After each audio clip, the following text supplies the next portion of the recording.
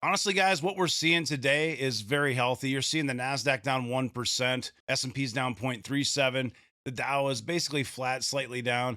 Oil prices, of course, have been higher. They are starting to come down a little bit. I posted this over the weekend, X's top 20 hype stocks. And I've been telling you guys to be careful with a lot of these momentum names because they're due for a pullback, and they've had a pullback, and they're pulling back even more today. So you can see this is from July 12th. Today's the 16th. AAOI was down 75%, and you can see the numbers on your screen. One of the more interesting stocks on this list is AAOI.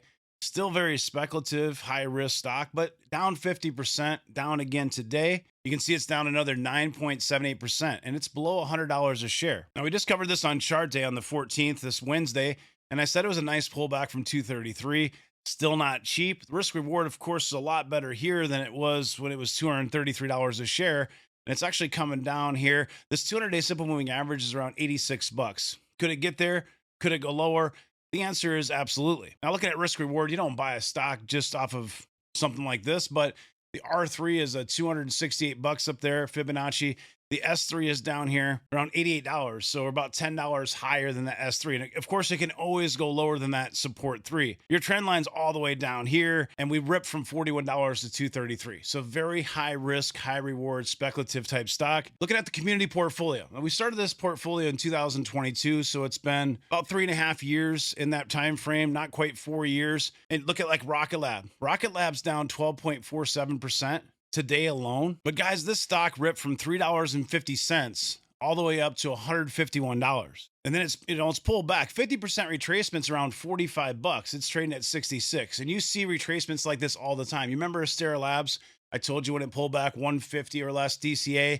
And if you DCA'd that level, you made some good money on Astera Labs. The thing ripped up to almost $500 a share. Rocket Lab is still not a cheap stock, even at $66, but it makes a lot more sense below the 200-day simple moving average, buying it closer to 50 than it does at 150. And of course, all this, guys, is just my opinion, not financial advice. I'm just telling you what I see. Now, we have trimmed Rocket Lab, and this is all house shares. You can see our cost basis is $3.76, so we're still up 1,673% on this position. Navitas down 10.82%. It's a very small position. We sold a lot of this when it was like 29 bucks. In the main portfolio, I sold at 29. Now today it's sitting at $11 a share. You can see here $11.83. Now, what are these? These are not profitable, higher risk type stocks, right? High price to sales ratio. Astera Labs, of course, this thing's been on an absolute tear. It's down to 318. But if I look at the 52-week high on this, it got to $449.48. So literally just under $500. And we have taken profits on this. It's how shares were up 430% in the P&L, down 10% today. And you can see the rest of these Marvell Technologies.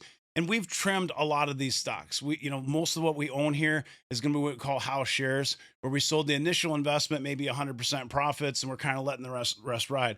Now, Micron's an interesting one because it is a little bit overweight at 6.39%. You can see it's still up about 1,000%. And this is just actual portfolio performance. It's not saying that you're going to get these same returns or anything. I'm just showing you the portfolio. Micron, though, $1,254 was kind of the top. Pulling back here now below the 50-day simple moving average at 849. This 100-day simple moving average right here is about 675. The 200-day simple moving average about 475. So could it go lower? I think there's a decent chance you could see it, somewhere in this circle. You're kind of at the top of it now. The bottom of it here, the 200-day simple moving average is 473. Could this be an opportunity? It might be an opportunity depending on type of risk profile you have, your time horizon, and so on. The fundamentals support Micron at a higher price. It's just a matter of if you believe the cycle's over when you think of HBM or not. I'm in the camp where I do think there's good chance that earnings are solid and you see this stock go the other direction with time. But of course, there's no guarantees, and you always have to buy what's best for you and your portfolio, your risk tolerance. Moving over to my main portfolio, you can see Rocket Lab is the biggest loser today, down 12.64%. Still up very nicely, of course, with this stock, and it is house shares. I have 550 shares that I'm basically free shares that I'm holding long term. They're house shares, in other words.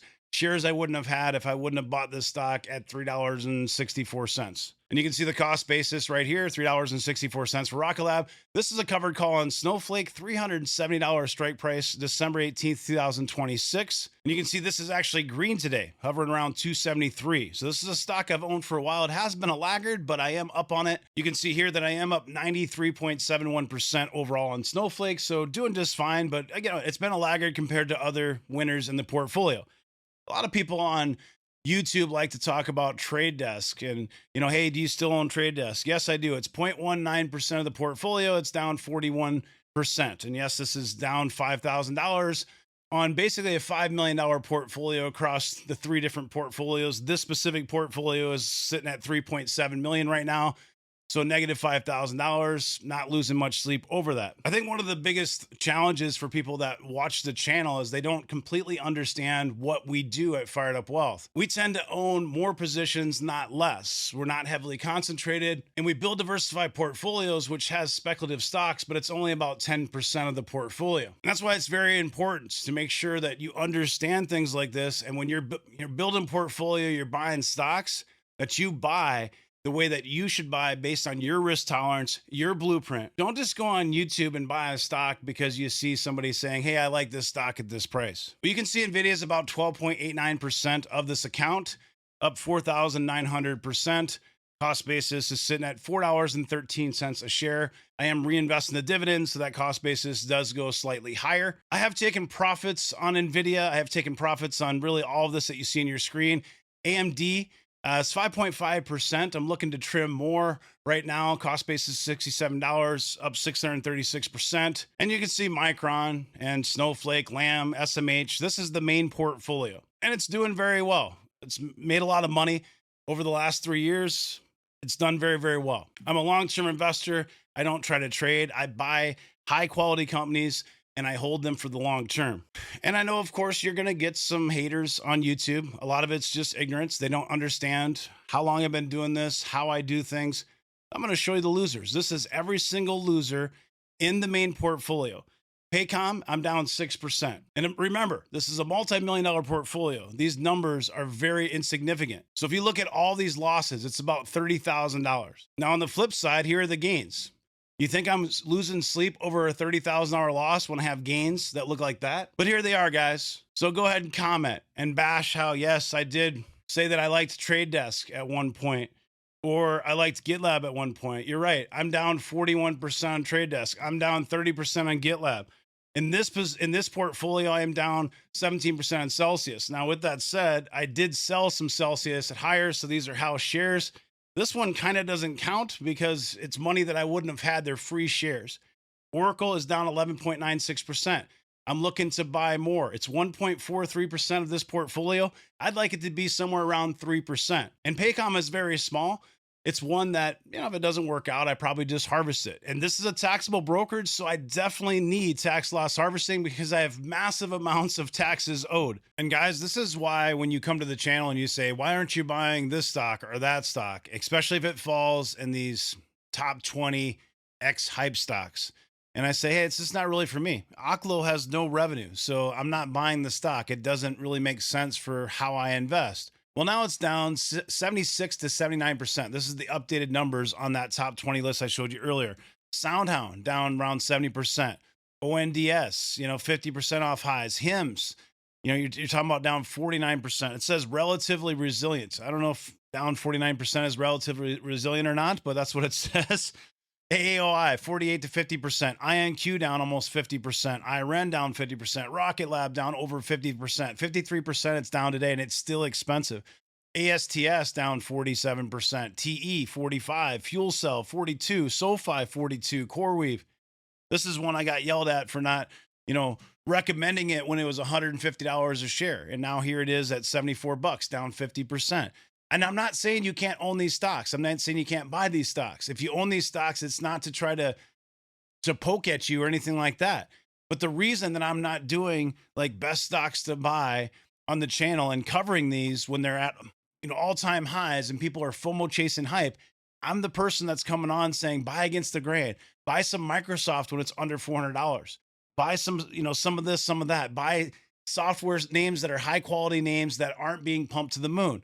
And this can be very hard because if you're a trader, which 99% probably are on social media, none of that makes any sense. But I just showed you how long term investing works. I've been investing in the market for almost 30 years. I've made a lot of mistakes. I am not perfect at all. Everything I do here is to try to help you avoid the mistakes that I made. And so I might not always fit in with the rest of the finance channels that are hyping things. And I might not even fit in with what you're trying to accomplish because you might be that person that loves predictive apps like a Kalshi, or you might love a Polymarket. You might like this, you might like that. That's just not my cup of tea. If it is yours, that's totally fine. I'm very much someone who likes to buy pieces of high quality businesses and own those long term as a long term investor. And I believe these businesses, if I buy a high quality company, more of those businesses than not are going to be worth more money later. And it's always buy, hold, and monitor. It's never just like I'm going to buy and hold forever based off of the thesis today. That thesis, that narrative can change, especially technology. It's constantly disrupted. This is very hard. I just made a YouTube short yesterday. It was a 1-minute snippet off an hour and 45-minute video on chart day that we do every single Wednesday. And it basically says that most people on social media should just buy an S&P 500 fund. And that's because they're FOMO chasing some of those hype stocks I just showed you. And notice how I'm calling them hype stocks, because I'm not trying to offend people and say meme stocks. They're hype stocks because they have momentum. They have excitement, especially from the retail community. But even a Palantir, which I bought at $10 that I recommended on the channel, that went to $200 a share. I told you it was overvalued and it came back. Can it go back to new all-time high? It can, right? It could. But I don't like chasing a Rocket Lab at 150, a Palantir at 200. I want to try to find these opportunities before the masses and have low cost basis and hold them long term. I don't like to chase things when the fundamentals don't make sense, when the technicals show air pockets. That's just not my thing. I'm a seasoned investor. I've made the mistakes along the way. And if you're watching this, maybe you are going through that same process. Know that I'm only here to try to help you and nothing more. I don't do daily YouTube videos because I don't need to do daily YouTube videos. I've made my money off the stock market. I like making these occasionally once a week to try to help people. Because nobody helped me when I was 20 years old trying to figure this stuff out, 25 years old trying to figure it out, and so on. So do yourself a favor if you're new here, subscribe to the channel, click that bell for notifications, drop me a like, drop me a comment, and stay tuned every Thursday, usually at 7 p.m. Eastern, a new video is dropped. Thanks for watching, guys. Have a great day. We'll see you.